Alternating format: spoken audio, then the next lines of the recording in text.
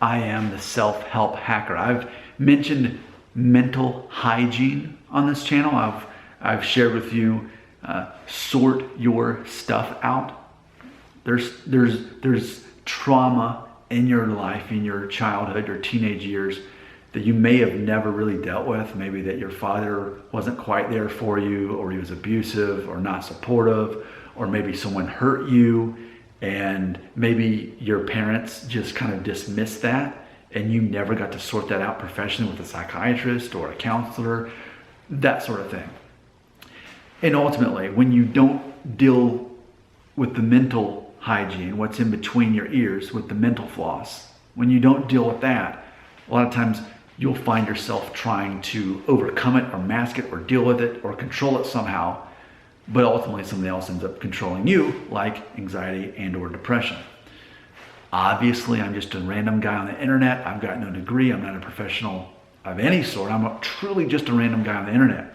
But as an outsider, as an observer, to me, if you find yourself dealing with anxiety and depression, wouldn't one of the first things you do say, am I getting any exercise? Because that's how we are designed as human beings.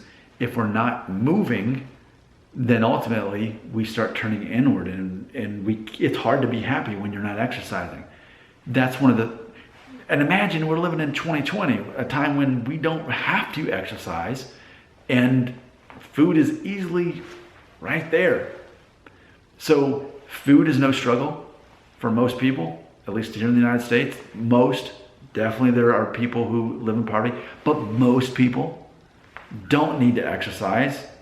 They don't need to hunt for food. It's all right there. They don't have to. And I think that in itself is going to trigger a lot of people not feeling great about their life. We're designed to cause exercise, stress to our bodies, to help balance out the stress in our minds. And it's funny because, like, for me, what I do for a living, I'm sitting in a chair at least 8 hours a day. And I'm driving an hour to get there, and I'm driving an hour back. So I'm sitting down for 10 hours. I can imagine what it would be like.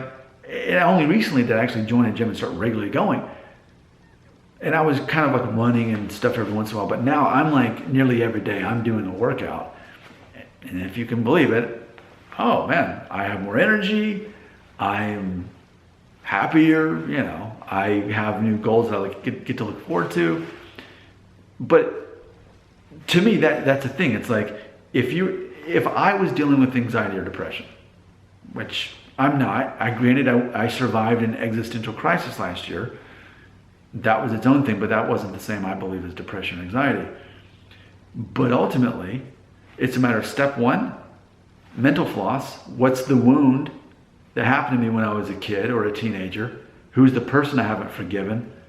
Or who's the professional I need to talk to sort this out, because I was never given a debriefing time to deal with this. A form of post-traumatic stress disorder, yet I was never in the military. It was just a really messed up childhood or a messed up family situation, whatever it was.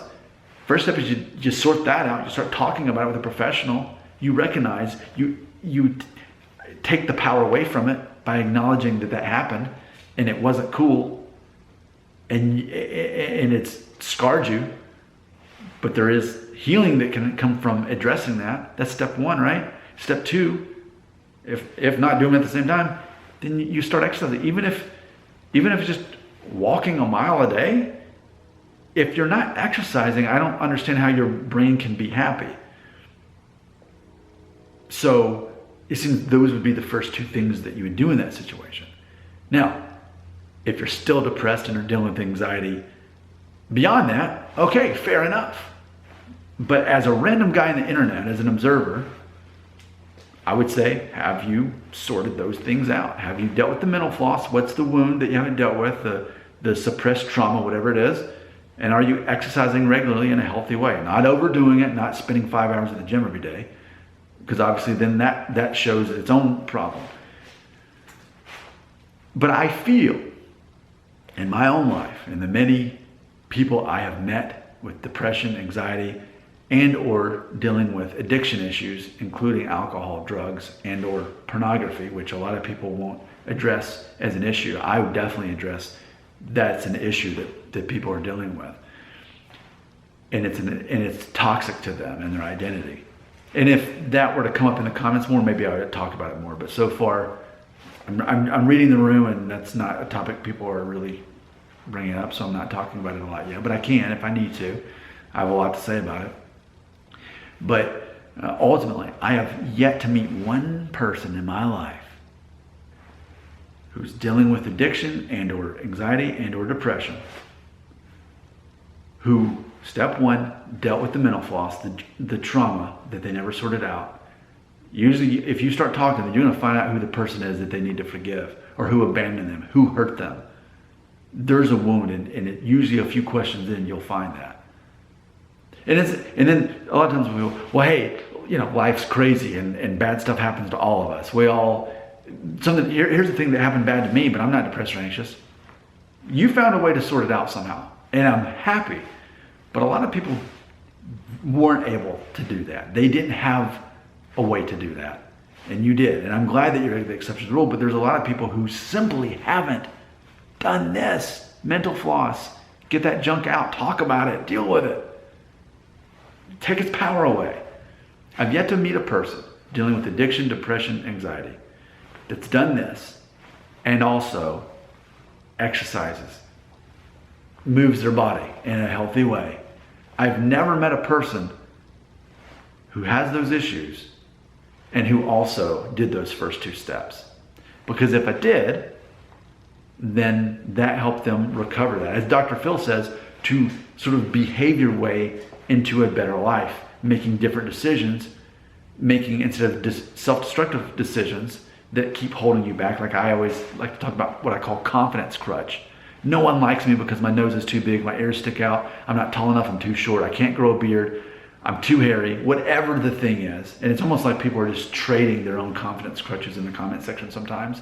It's like, too bad you guys can't just trade, because then I guess everybody would be happy. But not really. You'd find another confidence crush. Well, now that my nose is smaller, well, now I wish I was taller, whatever. People who are fundamentally have identity issues are always going to find some way to not be happy.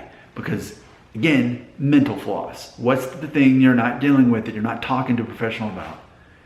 And then on top of that, did you do that? Okay, now get outside and start exercising, or join the gym and start exercising and moving. I'm looking for exceptions to the rule.